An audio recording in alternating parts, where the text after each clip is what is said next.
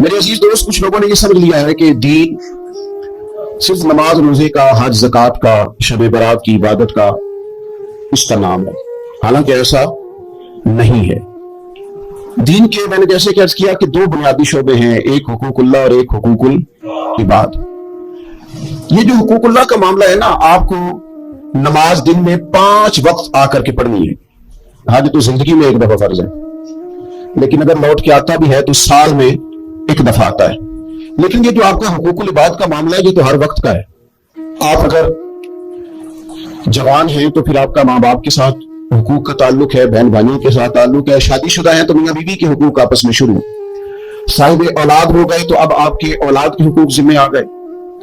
آپ اگر کارخانہ دار ہیں تو مزدوروں کے حقوق ہیں، اگر آپ استاد ہیں تو شاگردوں کے حقوق ہیں، اگر آپ شیخ ہیں تو مریدوں کے حقوق ہیں، اگر آپ مرید ہیں تو شیخ کے حقوق۔ تو حقوق کے ساتھ تو ہر وقت انسان کا آپس کے اندر یہ سلسلہ جاری رہتا ہے۔ اب معاملات کو صاف رکھنا، لین دین کی چیزوں کے اندر اپنے آپ کو کھلا رکھنا، خیانت سے، جھوٹ سے، دغے سے، دھوکے سے، فریب سے اپنے آپ کو پاک رکھنا، دین اس کے اوپر بہت ہی زیادہ زور دیتا ہے، بہت ہی زیادہ۔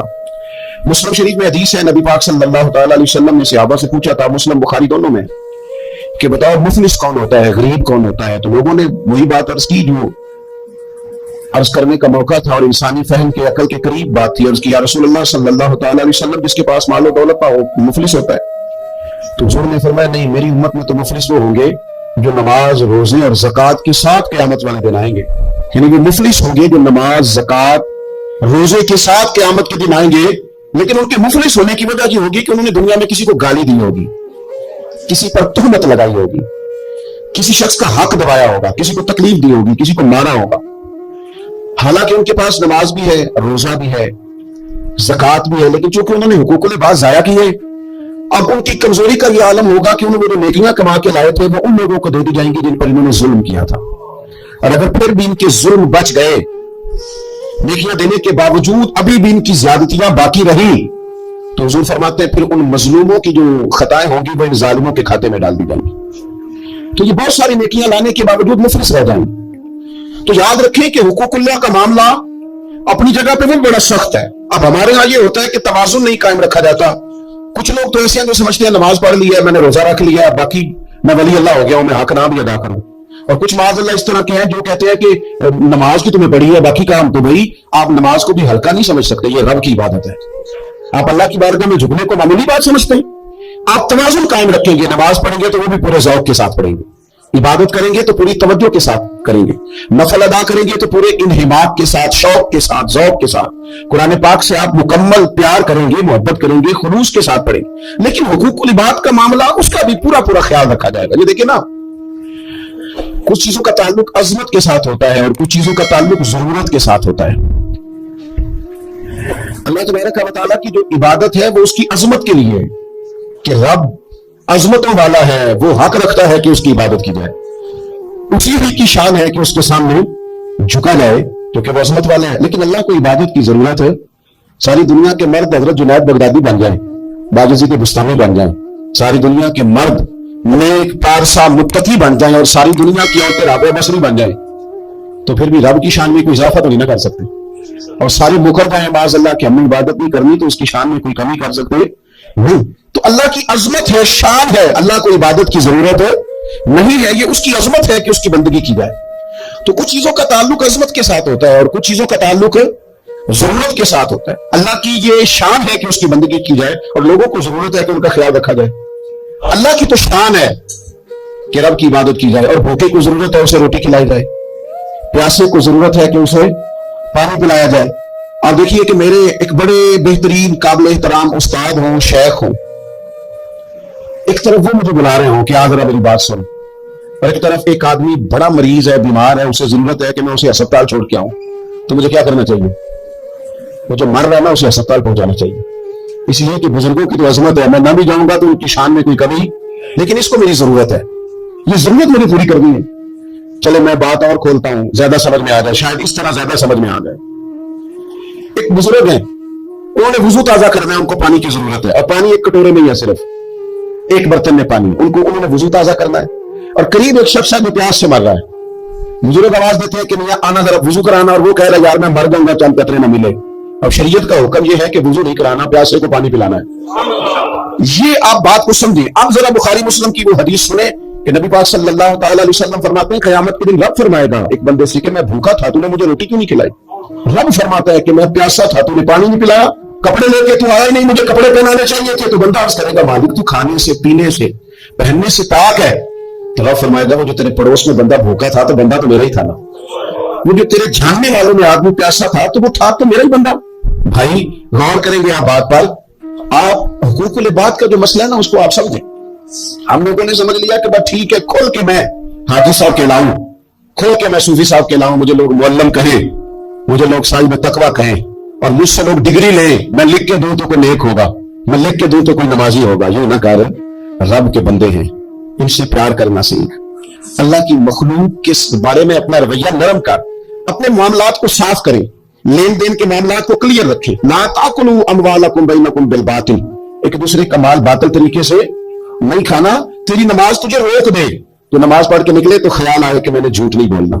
تیری نماز تجھے روک دے کہ میں نے لقمہ حرام اپنے قریب نہیں آنے دینا. امام اعظم ابو حنیفہ 40 سال اگر ساری رات کھڑے رہ کے نماز پڑھتے رہے نا تو امام صاحب کا یہ عبادت کا ماحول بھی تھا.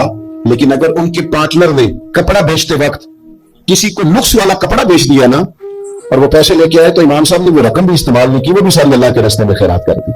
معاملات کے بارے میں وہ لوگ بڑے سنجیدہ تھے، غیر سنجیدہ نہیں تھے کہ جناب کوئی نہیں چل جاتا ہے خیر صلی اللہ. رزق کا جب تک آپ کا معاملہ صاف نہیں ہوتا، رزق کا مسئلہ جب تک ٹھیک نہیں ہوتا تب تک تو دعائیں قبول نہیں ہوتی، نماز میں لذت نہیں آتی. نبی پاک صلی اللہ علیہ وسلم نے فرمایا پرا گندہ حالت ہو، پھٹا پرانا لباس ہو اور انسان بکھرے بالوں سے تڑپ تڑپ کے بھی دعا مانگے، اس کی دعا اس لیے قبول نہیں ہوتی کہ اس نے جو کپڑے پہنے ہیں وہ حرام پیسوں کے، جو روٹی کھائی ہے وہ کسی کا مال لوٹ کے کھائی ہے، جو پیا ہے وہ کسی مسکین کا مال کھا پی گیا، اس کی دعا کیسے قبول ہوگی. آپ حقوق العباد کے معاملات کے اندر اپنے آپ کو زیادہ سے زیادہ فکر مند کریں. آپ غور کریں کس جگہ کو نقص تو نہیں رہ گیا. سیدہ عائشہ صدیقہ یہ بڑی نصیبوں والی خاتون ہے.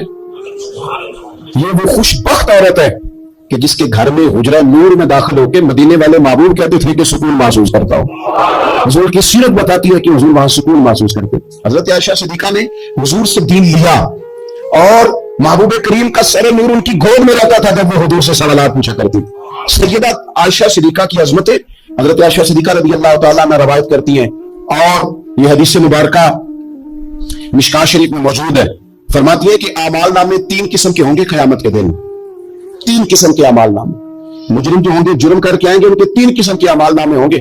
فرماتی ہے میں نے نبی پاک صلی اللہ علیہ وسلم سے سنا کہ 3 قسم کے لوگوں کے اعمال نامے ہوں گے. ایک وہ لوگ ہوں گے وہ والا معاملہ ہوگا جو رب کا بندوں کا عقیدے کے ساتھ ہے.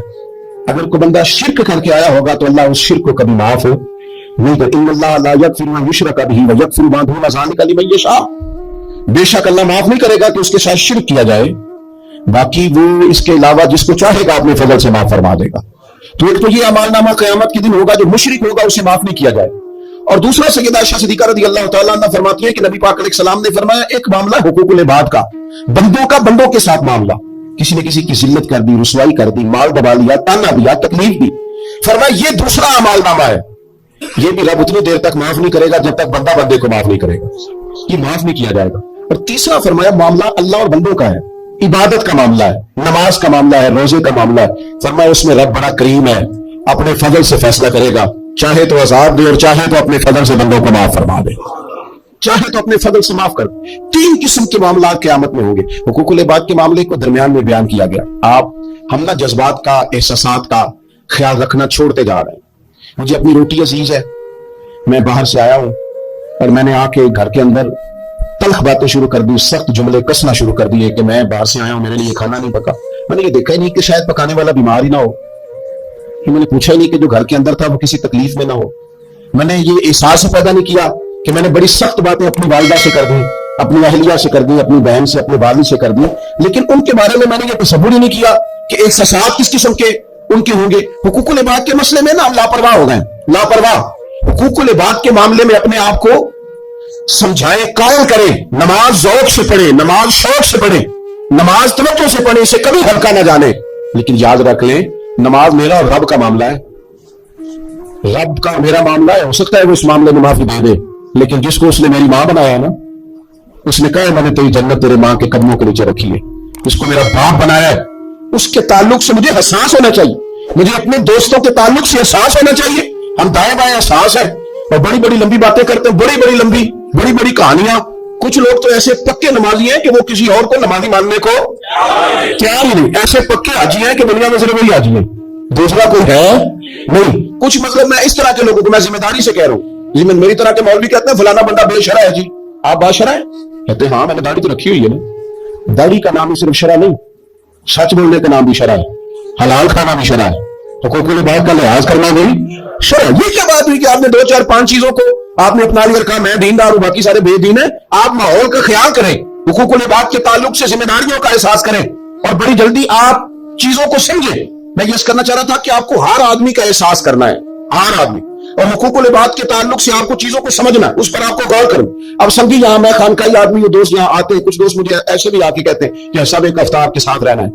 मैं कहता हूं बात आपकी ठीक है, लेकिन मेरे बुजुर्ग फरमाया करते थे कि किसी को भी रखना है तो पहले उसके घर के हालात का जायजा लेके रखना, वैसे उसको रखना। क्यों?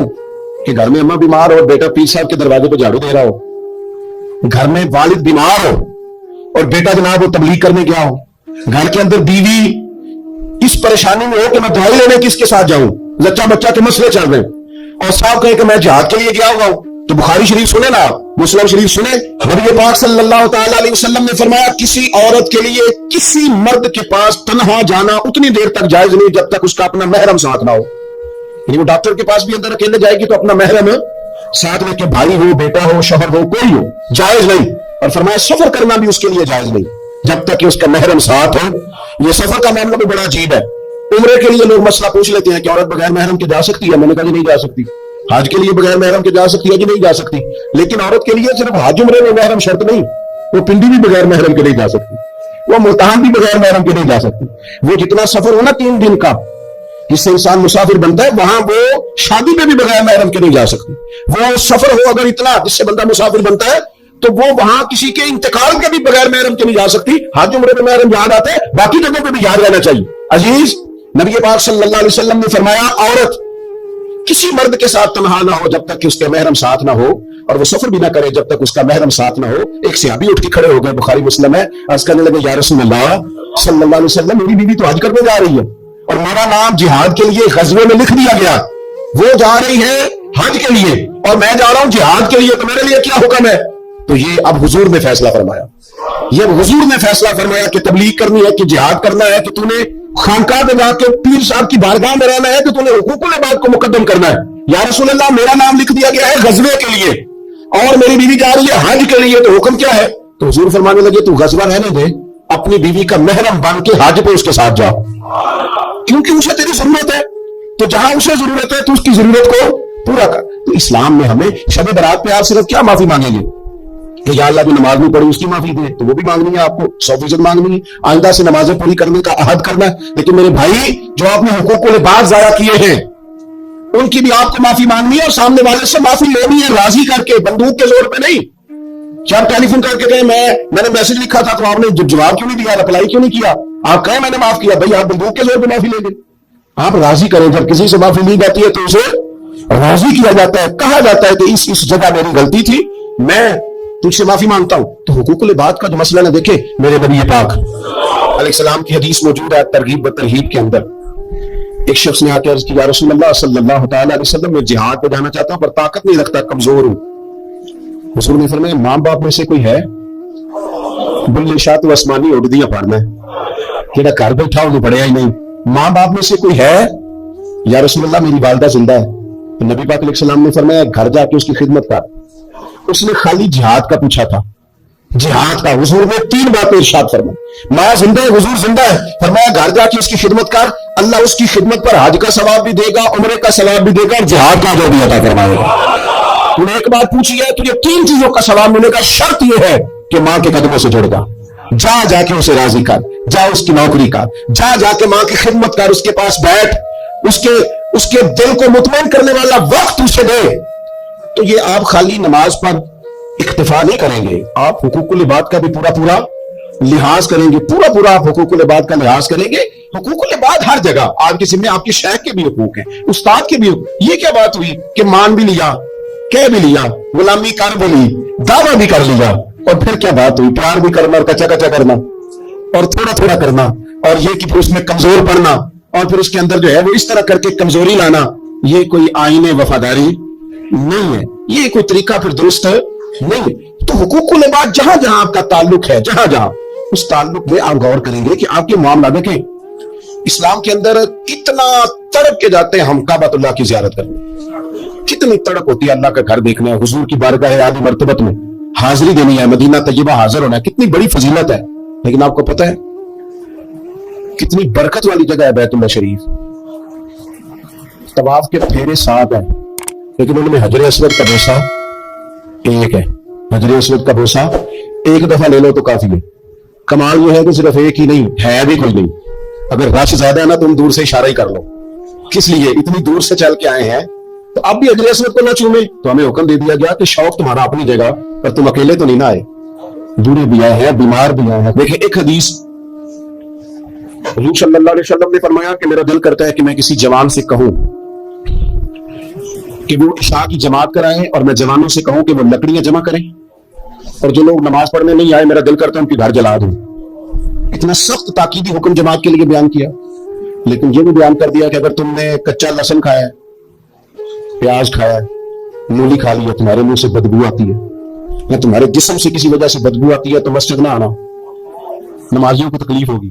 اللہ کرے آپ سمجھے، جماعت کا حکم اپنی جگہ پہ تاکید کے ساتھ ہے، لیکن آ کے کسی نمازی کو تکلیف دینے کی پھر بھی اجازت ہے نہیں ہے۔ یعنی جس مسجد میں کچا لہسن پیاز یہ چیزیں کھانی حرام تو نہیں نا، جائے گا نا، لیکن تیرے منہ کی بدبو سے کسی کو تکلیف ہوگی تو تجھے کہا گیا کہ مسجد میں آ کے نمازی کو تکلیف نہ دے، لیکن تو نے وہ اس چیز پر قیاس ہی نہیں کیا، تو نے لفظوں سے تکلیف دے دی، جملوں سے تکلیف دے دی، باتیں کسمی، ایسے سلام پھیر کے بندہ پیچھے ہٹا ہے، پتہ نہیں کیا مجبوری ہے اس کو، تو ایک ساتھ روک لیا کرے، تیرے بڑی کال ہے، اتنی جلدی تھی تو آیا کیوں تھا؟ بھائی پوچھ تو لینا اسے، خدا جانے کیا مجبوری ہے، وہ آ گیا نماز پڑھ لی، اب کیا مسئلہ کیا جا سکتا ہے؟ تو اس طرح نہ کرے۔ وہ کسی نے کہا تھا میرا اس شہر یا دعوت میں بسیرا ہے جہاں لوگ سجدوں میں بھی لوگوں کا برا سوچتے ہیں، لوگ سجدوں میں بھی لوگوں کا برا سوچتے ہیں۔ تو آپ کے جو حقوق العباد کے معاملات ہیں اس میں صرف نماز روزے کی گواہی ہی قابل قبول نہیں ہے، حقوق العباد کا مسئلہ بڑا ضروری ہے۔ آپ کے لین دین کے معاملات کس طرح کے ہیں یہ معاملہ بڑا ضروری ہے، آپ معاملات کے کتنے صاف ہیں یہ مسئلہ بڑا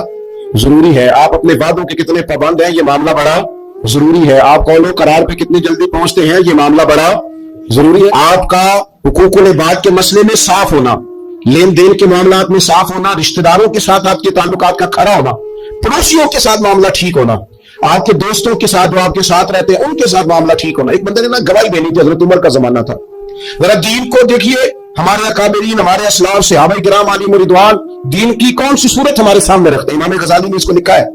حضرت عمر فاروق رضی اللہ تعالیٰ عنہ کا زمانہ تھا تو کوئی مسئلہ، کوئی مقدمہ پیش ہوا تو ایک صاحب کسی کی گواہی دینے لگے اور تعریف کرنے لگے، بندہ بڑا اچھا ہے، بندہ بڑا اچھا ہے۔ تو حضرت عمر نے 3 باتیں ارشاد فرمائی۔ آپ فرمانے لگے تو اس کا پڑوسی ہے؟ اس نے کہا نہیں۔ تو فرمایا تمہیں کیسے پتا بڑا اچھا ہے؟ پھر آپ نے فرمایا تمہیں کبھی اس کے ساتھ سفر کیا ہے؟ اس نے کہا نہیں۔ آپ نے فرمایا پھر تمہیں کیسے پتا کہ بندہ بڑا اچھا ہے؟ تیسری بات ارشاد فرمائی، فرمایا کبھی درہم و دینار کا لین دین کیا ہے؟ کہا حضور نہیں۔ تو فرمایا پھر تمہیں کیسے پتا بندہ بڑا اچھا ہے؟ جب وہ تینوں سوال اس کے ساتھ ہو چکے تو حضرت عمر نے کہا، جناب عمر نے، حضرت عمر فرمانے لگے اچھا تو نے اسے نماز پڑھتے دیکھا ہوگا، تو نے اسے مسجد میں عبادت کرتے دیکھا ہوگا، تلاوت کرتے دیکھا ہوگا۔ کہا حضور ہاں۔ فرمایا اگر تو نے خالی عبادت کرتے دیکھا نا تو پھر جا، تو گواہی نہ دے، تو اسے کوئی نہیں جانتا۔ خالی گواہی عبادت پر نہ دے، حالانکہ وہاں بھی گواہی ہے، مسجد میں آتا جاتا دیکھو تو صاحب ایمان ہونے کی گواہی دو، لیکن اس کے معاملات کی گواہی، اس کی صفائی اور ستھرائی کی گواہی یہ آپ تبھی دیں گے جب آپ کا اس کے ساتھ لین دین کا کوئی تعلق رہا ہوگا۔ حضرت عمر نے فرمایا خالی نماز دے کے گواہی نہ دے، خالی نماز دے کے گواہی نہ دے، تو بتا کہ پڑوسی رہا ہے، اس کا سفر کیا اس کے ساتھ، کبھی لین دین کے معاملات ہوئے، اگر ان معاملات میں کھڑا ہے تو پھر گواہی دے، اور اگر یہ نہیں تو پھر تو اسے جانتا بھی اپنے معاملات کو صاف رکھے۔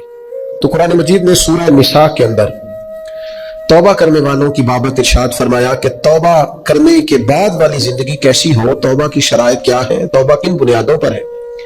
کیا خالی توبہ پکار لینے سے، شب برات کی رات رو لینے سے، شب قدر کی رات آنسو بہا لینے سے اور اللہ کی بارگاہ میں 2 نفل ادا کر لینے سے توبہ مکمل ہو گئی؟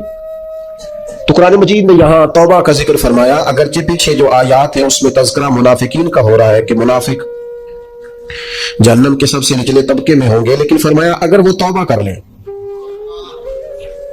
تو توبہ کے بعد کیا کریں؟ فرمایا الا الذین تابوا، مگر وہ لوگ جو توبہ کر لیں، واصلحوا، اور پھر سنور جائیں، پھر اپنے آپ کو درست کریں، پھر اپنی تربیت کریں، پھر اپنی اصلاح کریں۔ اور کیسے کریں؟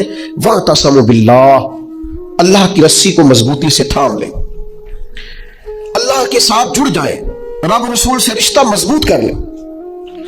اور اس مضبوطی کا رنگ کیا ہوگا؟ فرمایا وَأَخْلَصُوا دِينَهُمْ لِلَّهِ، اپنا دین خالص اللہ کے لیے کر لیں، اس میں لوگوں کو دکھانے کا، اس میں دنیا داروں کو راضی کرنے کا، اس میں تصنع کا، بناوٹ کا کوئی شائبہ نہ ہو۔ وَأَخْلَصُوا، خالص کر لیں اپنا دین، کس کے لیے؟ للہ، اللہ کے لیے اپنا دین خالص کر لیں۔ یہ شرائط بتائی جا رہی ہے، توبہ کے بعد کی زندگی بتائی جا رہی ہے۔ ایک توبہ کریں، پھر اپنی اصلاح کریں، اپنی تربیت کریں، اپنے اندر سے کمزوریاں دور کریں۔ وَاعْتَصِمُوا بِاللَّهِ، اللہ کی رسی کو مضبوطی سے تھام لے۔ اور پھر ارشاد فرمایا کہ وَأَخْلَصُوا دِينَهُمْ لِلَّهِ، اپنا دین خالص کرے اللہ کے لیے، جو بھی کام کرے، تھوڑا کرے، زیادہ کرے، کم کرے، کثیر کرے، محض رضا الہی کے لیے کرے، اس میں یہ دنیا داری کا شائبہ نہ ہو۔ میں کیسے آپ کو عرض کروں کہ بہت سارے دینی کام بھی لوگ دنیا داری کے لیے کرتے ہیں، بہت ساری محفلیں، مجالس بھی اپنا نام اونچا کرنے کے لیے ہوتے ہیں، بہت سارے کاموں سے مقصود یہ ہوتا ہے کہ چلو اس طرح نہیں تو اس طرح ہی میرا قد اونچا ہو جائے گا۔ وَأَخْلَصُوا دِينَهُمْ لِلَّهِ، خالص ہو جاؤ، خالص ہو جاؤ۔ نبی کریم صلی اللہ تعالی علیہ وسلم نے فرمایا تو مخلص ہو جا، تیرا تھوڑا عمل ہی تجھے کفایت کر جائے گا، تھوڑا عمل ہی زیادہ ہو جائے گا، اللہ تعالیٰ فضل کر دے گا، پر شرط یہ ہے کہ تو مخلص ہو، خالص ہو جا۔ فرمایا جب یہ چیزیں تیرے اندر پیدا ہو جائیں گی فَأُولَٰئِکَ مَعَ الْمُؤْمِنِينَ، تو پھر اللہ تعالیٰ انہیں مومنوں کے ساتھ شامل فرما لے۔ میں کہہ چکا ہوں بات تو پیچھے منافقین کی ہو رہی ہے، لیکن یہاں صوفیاء نے باریک نقطہ بیان کیا۔ فرمایا جب تو توبہ کرے گا، جب تو اپنی اصلاح کرے گا، جب تو اللہ کی رسی مضبوطی سے تھام لے گا، جب تو اپنا دین اللہ کے لیے خالص کر لے گا، پھر اللہ تجھے اپنے کامل بندوں میں شامل فرما لے، پھر تو کاملین میں آ جائے گا۔ مومن جو کامل ہوتے ہیں ان کی صفوں میں اللہ تجھے کھڑا کرے گا۔ وَسَوْفَ يُؤْتِ اللَّهُ الْمُؤْمِنِينَ أَجْرًا عَظِيمًا، اور فرمایا ان قریب اللہ مومنوں کو بڑا ہی اجر عطا فرمانے والا ہے۔ جن بندوں میں تمہیں شامل کیا جائے گا ان قریب تم دیکھو گے اللہ انہیں بڑا اجر عطا کرنے والا ہے۔ اور جو اگلی آیت ہے نا، دل میں ہو دھڑکن، دل مردہ نہ ہو، ضمیر زندہ ہو، تو یہ جو اگلی آیت ہے نا قرآن مجید کی سورہ نساء کی اور 5ویں پارے کی آخری آیت، یہ عجیب اللہ کے انداز کریمانہ کا پتہ دیتی ہے۔ یہ بڑے انوکھے انداز میں بندہ مومن سے خطاب کرتی ہے، یہ بڑے انوکھے انداز سے کافر کو، منافق کو بھی سمجھاتی ہے۔ یہ کس طرح کھول کر ایک نیا رنگ قرآن مجید اپنے پڑھنے، سننے، سمجھنے والوں کے دلوں میں پیدا کرتا ہے۔ اللہ کریم نے ارشاد فرمایا ما یفعل اللہ بعذابکم، فرمایا اللہ تمہیں عذاب دے کے کیا کرے گا؟ اللہ تمہیں عذاب دے کے قربان جائے، مالک چاہتا نہیں کہ اللہ تمہیں عذاب دے کے کیا کرے گا؟ ان شکرتم و آمنتم، اگر تم شکر ادا کرو اور ایمان لے آؤ، اگر تم شکر گزار بندے بن جاؤ، مومن بندے بن جاؤ، تو اللہ تمہیں عذاب دے کے کیا کرے گا؟ رب تمہیں عذاب دینا چاہتا نہیں ہے، وہ کرم کرنا چاہتا ہے، وہ عطائیں کرنا چاہتا ہے۔ دو ہی مطالبے، ایک یہ کہ اس کے شکر گزار بنو، اور ایک یہ کہ مومن کامل بنو۔ کامل ایمان ہو اور مزاج شکر والا ہو تو رب کہتا ہے اللہ تمہیں عذاب دے کے کیا کرے گا؟ اس کی رضا نہیں ہے کہ تم چھلانگے لگاتے ہو، عذاب کی طرف بڑھتے ہو۔ پوچھ لیں ویسے دائیں بائیں کسی سے، پوچھ لیں ویسے اپنے آپ سے کہ دل شاکر ہے، اللہ کی رضا پہ راضی ہے؟ جہاں مالک نے رکھا ہوا ہے وہاں لوگ خوش ہیں۔ ہمارے مزاجوں سے تو حال میں مزید کی طلب ہی نہیں جاتی، یہ کوئی نہیں، وہ کوئی نہیں، یہاں پریشانی، وہاں دکھ، یہاں آزمائش، ہر وقت کے شکوے، ہر وقت کی پریشانیاں، ہر وقت کی آزمائشیں ہم نے اور رکھی ہیں۔ فرمایا اللہ تمہیں عذاب دے کے کیا کرے گا؟ اگر تم شکر کرو، اگر تم ایمان لاؤ۔ اور مزے کی بات دیکھو، شکر اتنی بڑی نعمت ہے کہ ایمان کا ذکر بظاہر بعد میں کیا، شکر کا پہلے کیا۔ اور یہاں علماء نے لکھا ہے کامل مومن بھی وہی ہوتا ہے جو رب کا شکر گزار ہوتا ہے، جس کے مزاج میں شکر کوئی نہیں نا، اس کو ایمان کی وہ خاص لذت بھی نصیب نہیں ہوتی۔ اور آگے پتہ کیا ارشاد فرمایا؟ وہ تمہیں عذاب دے کے کیا کرے گا اگر تم شکر کرو اور ایمان لے آؤ۔ وَكَانَ اللَّهُ شَاكِرًا عَلِيمًا، اللہ تو قدر کرنے والا ہے، اللہ تو قدردان ہے۔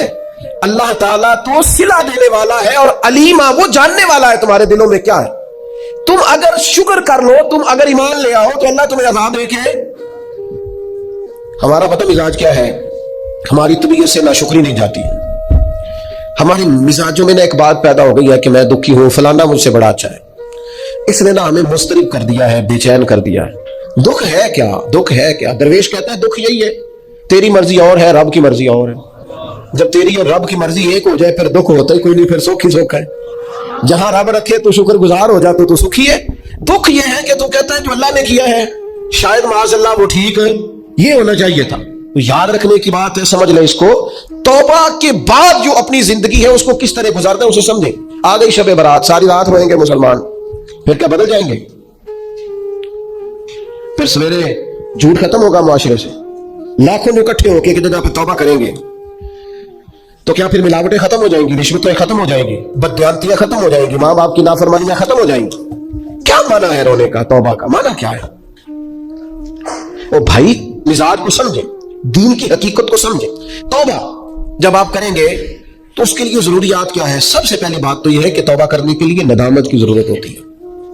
نبی اکرم صلی اللہ تعالیٰ علیہ وسلم نے ارشاد فرمایا، یہ احمد بن حنبل میں بھی حدیث ہے، مسند امام احمد بن حنبل میں، ابن ماجہ میں، دیگر کتب حدیث میں بھی محبوب نے فرمایا ندامت کا نام توبہ ہے، شرمندگی کا نام توبہ ہے، غلطی کر کے احساس ہو جانے کا نام ہے۔ اور جن لوگوں میں احساس نہیں ان کی کوئی توبہ نہیں۔ مجھے یاد تو نہیں جی کبھی کسی کا دل دکھایا ہو، مجھے یاد تو نہیں کبھی کسی کا برا چاہا ہو، مجھے یاد تو نہیں کبھی کسی کا نقصان کیا ہو، پر میں اللہ کی بارگاہ میں توبہ کرتا ہوں۔ بھئی آپ پاک صاف اتنے ہیں تو توبہ کس بات کی؟ آپ میں جب ندامت ہی نہیں پیدا ہو رہی، آپ گناہ کو گناہ ہی تسلیم نہیں کر رہے، اپنی غلطی نہیں مان رہے، تو توبہ کیا ہے کی؟ تو توبہ کرنے سے پہلے احساس پیدا کرنا، ندامت پیدا کرنا، شرمندگی دل میں پیدا ہونا، یہ تو پہلی سیڑھی ہے۔ اور اگر یہ سیڑھی حاصل نہیں ہے تو پھر توبہ انسان کو میسر آ سکتی۔ حضرت عمر فاروق رضی اللہ تعالیٰ عنہ ارشاد فرمایا کرتے تھے، جو لوگ زیادہ کثرت سے توبہ کرنے والے ہیں، استغفار کرنے والے ہیں، ان کے پاس بیٹھا کرو، ان کے دل نرم ہوتے ہیں، ان کی صحبت اختیار کیا کرو، مزاج کے نرم ہوتے۔ کیوں؟ کہ ان کے اندر احساس ہوتا ہے ہم سے غلطی ہو گئی، انہیں خیال آتا ہے۔ آج ہمارا سب سے بڑا مسئلہ یہ ہے کہ ہمیں احساس ہی نہیں اپنی غلطیوں کا۔ مومن کی شان یہ ہے کہ وہ رائی کے دانے کے برابر کبھی غلطی کرے تو اسے پہاڑ محسوس ہوتی ہے، وہ مجھ سے تو بڑا گناہ ہو گیا۔ اور منافق کی علامت یہ ہوتی ہے کہ پہاڑ کے برابر گناہ کرتا ہے تو رائی سمجھتا ہے کہتا کچھ بھی نہیں، ساری دنیا نہیں کرتی، پھر کیا ہو گیا؟ ہو جاتا ہے انسان نہیں۔ مومن ڈرتا ہے، احساس سے ندامت ہر وقت اسے بے چین رکھتا ہے۔ اللہ کے بندے ہمیشہ ندامت کے ساتھ رہتے ہیں، دلوں میں احساس تو پیدا کرے، طبیعت تو ہو یار کہ مجھ سے غلطی ہوئی ہے۔ سیدہ عائشہ صدیقہ فرماتی ہے حضور نے فرمایا جو بندہ اعتراف کرتا ہے نا مالک مجھ سے غلطی ہو گئی، اعتراف گناہ کر کے معافی مانگتا ہے، تاب اللہ علیہ، اللہ اس کی توبہ کو قبول فرما لیتا ہے۔ اعتراف ہی نہیں، ہم نے جرم کی کوئی نہیں، ہمارے اندر کوئی غلطی ہے ہی نہیں سرے سے۔ جب ہم یہ ماننے کو تیار نہیں تو پھر مجھے بتائیے مانا کیا ہوا؟ اور دوسری بات قرآن نے کہی وَأَصْلَحُوا، پھر وہ اپنی اصلاح بھی کرے، پھر گناہ چھوڑ دے جس سے توبہ کی، پھر دوبارہ اس خطا کے پاس نہ جائے، پکا ارادہ تو کرے کہ آج کے بعد دوبارہ یہ جرم نہیں کرنا۔ لیکن توبہ بھی خوب کی، شب برات کی ساری رات روئے، عمرہ بھی بہت کثرت سے کیا، وہاں جا کے بھی بڑی معافیاں مانگی، لیکن واپس آ کے وہ گناہ چھوڑے ہی نہیں۔ وہ جس غلطی کی توبہ کی تھی اس کی اصلاح ہی نہیں کی، اپنے آپ کو بدلا ہی نہیں۔ تو بھائی بچہ چھٹیاں کر کے آتا ہے، استاد کہتا ہے میں تمہیں کلاس میں نہیں رکھوں گا، یہاں سے نکل جاؤ، تو طالب علم کہتا ہے کہ استاد جی آئندہ چھٹی نہیں کروں گا، آئندہ چھٹی مجھے معاف کر دے، میں آئندہ غیر حاضری۔ یہ کیا ہے؟ یہ اس کی توبہ ہے۔ اگر وہ کہے کہ جناب آپ معاف بھی کر دیں پر اگلے ہفتے 2 چھٹیاں میں نے دوبارہ بھی کر دیا ہے تو استاد رکھ لے گا، تو اسے کہیں گے تو فارغ ہے۔ وہ یقین دلاتا ہے، پھر اپنی اماں سے سفارش کراتا ہے، فون کراتا ہے، ابا جی کا فون کراتا ہے، گھر سے وہ کسی سفارشی کو لاتا ہے، کہتا ہے جناب یہ مہربانی کریں، یہ میں ان کو ساتھ لایا ہوں، میں آئندہ چھٹی غلطی ہو گئی، بھول گیا تھا۔ وہ بار بار کہتا ہے جی آج کے بعد ہوا تو جو مرضی کر لیجئے گا، آج کے بعد اگر غلطی ہوئی تو پھر آپ جو مرضی فیصلہ کیجئے گا۔ یہ غلطی آئندہ نہ کرنے کا ارادہ توبہ ہے۔ لیکن ساری رات شب برات پہ رو کے سویرے ہی دکان کھول کے پہلا جھوٹ بول دینا اور کہنا میں توبہ کر کے آیا۔ حضرت ذوالنون مصری رحمت اللہ تعالیٰ علیہ فرماتے ہیں گناہ سے باز آئے بغیر توبہ کرنا جھوٹے لوگوں کا طریقہ ہے۔ یہ رب سے بھی جھوٹ بول کے آیا رات، اس کا پورا ارادہ نہیں تھا توبہ، اس لیے کہ گناہ چھوڑنے کا ارادہ ہی نہیں، بعد آنے کا پروگرام ہی نہیں، اس کا استغفار، اس کی توبہ، یہ جملے تھے، یہ لفظ تھے، یہ زبان کی ادائیگی، قلب اور روح کے ساتھ اس نے توبہ نہیں کی۔ میرے بھائیوں हमें मुयस्सर आ रहा है, इरादा करें ना खताएं छोड़ने का। अब कितनी देर तक, कितनी देर तक? बहुत सारे हालात बदल गए, उम्रें बढ़ गई, बात आगे निकल गई। इमाम गजाली फरमाते हैं जिसकी उम्र 40 साल हो गई और अभी भी वो गुनाह से बाज नहीं आया, इसका मतलब ये है कि वो अपने लिए जहन्नम का फैसला कर चुका है। माज़अल्लाह, उसने इरादा कर लिया है कि जाना ही गया दोज़ख में, अल्लाह की नाफरमानी पर कमर बस्ता हो गया। तो दूसरी शर्त यह है कि इरादा किया जाए कि मैं आज के बाद ये वाला अमल नहीं करूंगा। और मैंने छोटे बच्चों को जो अभी 15-18 साल की उम्र में होते हैं, मैंने उन्हें देखा है कि वो असातिज़ा को और वालिदैन को कैसे मनाते हैं, वो अपने बड़ों को कैसे मनाते हैं, वो कैसे यकीन दिलाते हैं। कहते हैं आज के बाद दोबारा आप मुझे ये गलती करते तो महसूस होता है। फिर उन पर बड़े सख्त तरीन असातिज़ा को भी रहम आता है, कहते हैं यार कह तो रहा है, आखिर बच्चा है, चलो भूल गया था, रख लो, ख्याल आ रहा था। तो जब तक ये कैफियत पैदा नहीं होती उतनी देर तक शब बारात की शाम हाथ उठाने का मकसद समझ में नहीं आता, दुआ मांगने का मकसद समझ में आपने पुख्ता इरादा ही नहीं किया। फिर तीसरी बात तौबा के मसले में हमारे उलमा ने ये लिखी है कि गुनाह जिस तरह लोग डट के करते हैं और ढटाई से करते हैं, तो तौबा वाले मामले में बंदे को जरा डटना चाहिए, कुछ दिन उसे प्रैक्टिस तो करनी चाहिए, जद्दोजहद तो करनी चाहिए, कोशिश तो करनी चाहिए। अल्लाह कहता है तो हिम्मत कर, रब तेरी मदद फरमाए। इन्नल्लज़ीना क़ालू रब्बुल्लाहु सुम्मा इस्तक़ामू ततनज़्ज़लु अलैहिमुल मलाइका, जो कहेगा अल्लाह मेरा रब है, फिर डट जाएगा, उसकी मदद के लिए अल्लाह फरिश्ते भी नाज़िल फरमा देगा। इस्तिकामत का थोड़ा मिजाज हो, थोड़ी तबीयत हो कि हमने इस्तिकामत इख्तियार करनी है, डटना है। थोड़ा तौबा के बाद थोड़ा इरादा करना है कि यार नहीं, अब मैंने इस तरफ नहीं जाना, अब मेरा इरादा बदल गया, अब मैंने ये काम। एक सहाबी थे तो फरमाते हैं कि मैं तौबा करने से पहले एक खातून के यहाँ आया जाया करता था, फिर अल्लाह ने मुझे तौफीक दी, मैं तौबा कर गया और कलमा पढ़ गया। और जब मैं हुजूर की बारगाह से होके वापस आ रहा था तो वो रास्ते में मुझे आवाजें दे रही थी, लेकिन जब मैं नजरें झुका के उसके पास से गुजर गया तो मुझे कहने लगी तुम वही नहीं हो। तो मैंने कहा नहीं, अब तो मैं तौबा करके आया, अब तो मैं अल्लाह का बंदा बन के आया। हजरत हबीब अजमी रहमतुल्लाह ताला अलैह, अल्लाह ने मुझे तौफीक दी, मैं उनके मज़ार पे भी हाजिर हुआ। बगदाद मोहल्ला में उनका मज़ार है और मैं उनके ना कब्र की पैरों की जानिब खड़े होके ना तो उनके कुछ अकवाल उनको सुना रहा था, उनके कुछ अकवाल उनको सुना रहा था। हजरत हबीब अजमी रहमतुल्लाह अलैह सूद का काम करते थे। दुआ करें अल्लाह हम सबको महफूज करे, आमीन। तो करें अल्लाह हम सबको। अब लोगों ने बगलों में फतवे भी रख लिए हैं। कल परसों मेरे पास एक साहब फतवा लेके आए, फलाने मौलाना साहब ने कहा फलाने बैंक का सेविंग अकाउंट भी ठीक है, ये मेरी बगल में फतवा है, यहाँ पढ़ ले। मैं क्या तू मिन्नू को पूछना है जो तेरे को फतवा जो है? मैं एक बंदे को फतवा मिल गया है और उसने पकड़ा हुआ है, बगल में है, मेरे पास क्यों आए? कहने लगा जी आप क्या कह रहे हैं? मैं क्या तू ता है, तू मुतमिन नहीं मौलवी दी गल पे। अगर तू मुतमिन होता तो तस्दीक कर दे, तो ये तू मुतमिन नहीं है ना, इसका मतलब है कि बात के अंदर शक है, इस गल च रौला है। तो मैं क्या रौले वाली गल चंगी, तू मैं क्या फतवा दोबारा लपेट के जेब च पा, तू दस सेविंग अकाउंट ठीक होता है? कहना जी समझ नहीं आई ता ते आया। मैं क्या ठीक है, तो फिर समझ आ गई है। जी समझ नहीं ना आई है तो मतलब ये समझ आ गई, समझ